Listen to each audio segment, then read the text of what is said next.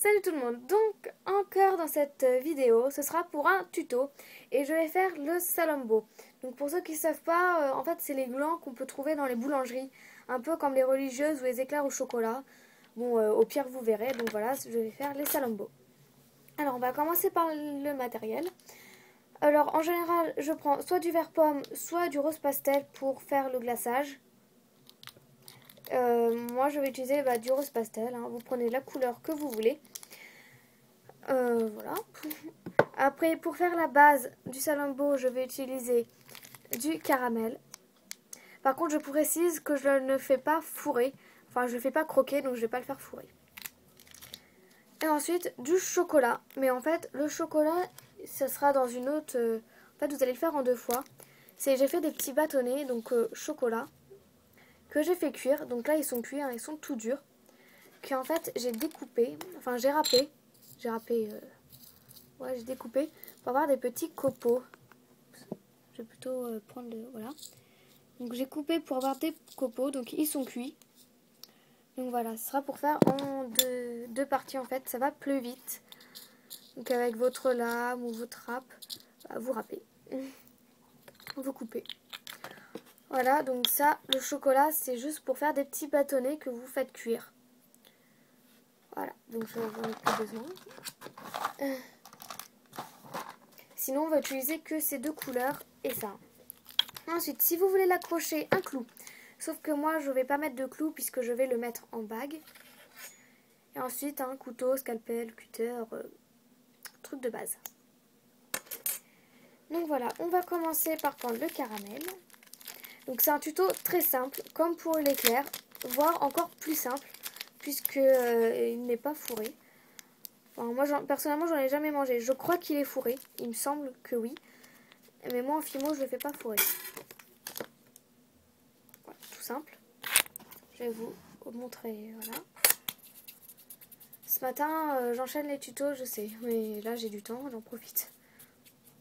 Voilà. Ça énerve, je suis piquée par moustique.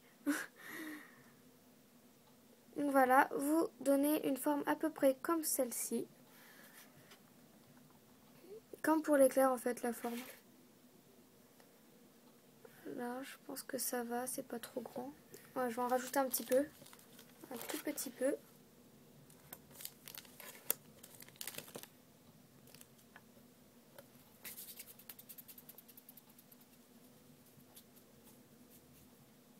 Voilà, vous refaites la même chose.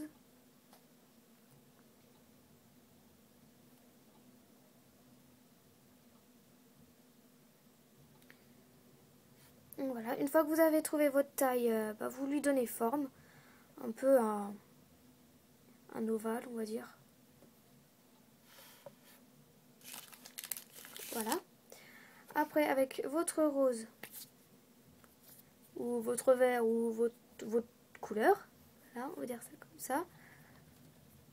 Comment je m'y prends, moi? Vous allez donner à peu près la même forme. Par contre, là, vous pouvez l'aplatir avec les mains, ça donnera un effet plus réel. Et vous donnez à peu près la même forme en écartant sur les côtés, en fait. Donc, je vous montre après, ne vous inquiétez pas.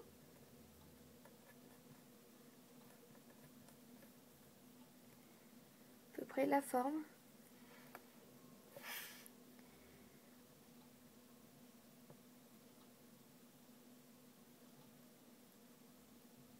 Voilà, comme ceci.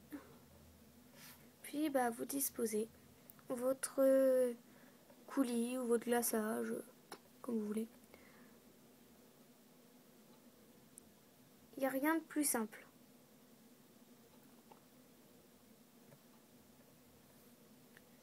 Voilà ce que ça donne. Oups.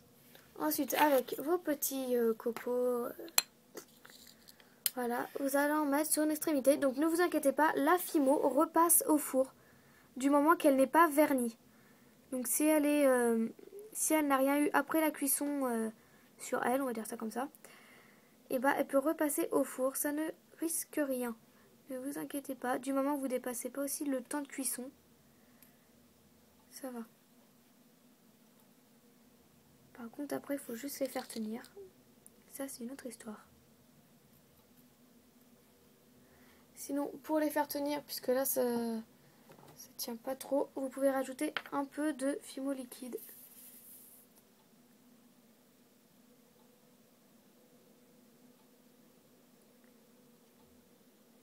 Et elle va devenir transparente à la cuisson, hein, parce que là, en fait, elle est plus... Vous comprenez ce que je veux dire?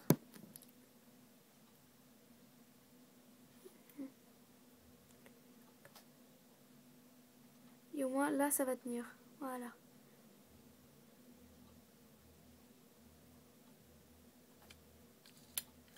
Vous en mettez autant que vous voulez. Hein. Ça s'en fiche un peu.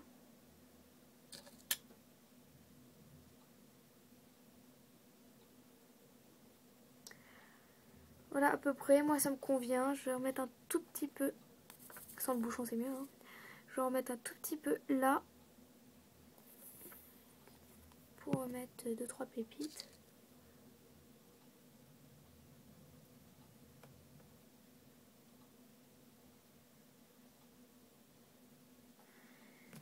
Et voilà. À la cuisson, il reste plus qu'... Enfin, après la cuisson, pardon, il reste plus qu'à vernir. Donc voilà, c'est un truc tout simple. Si vous voulez un clou, vous mettez du côté que vous voulez. Moi, en général, je le mets derrière pour que les pépites soient en bas, en fait. Après ça, comme d'habitude, hein, c'est votre choix personnel. Donc voilà, ce tuto était assez rapide. Bon, enfin, 6 minutes, c'est parce que j'ai parlé et expliqué, hein, mais sinon, ça va vite fait, comme pour l'éclair, comme pour la fraise tagada, comme pour tous les autres tutos. Enfin voilà, donc j'espère que cette vidéo vous aura plu.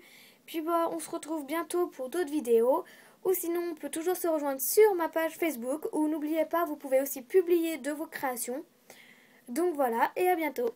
Salut!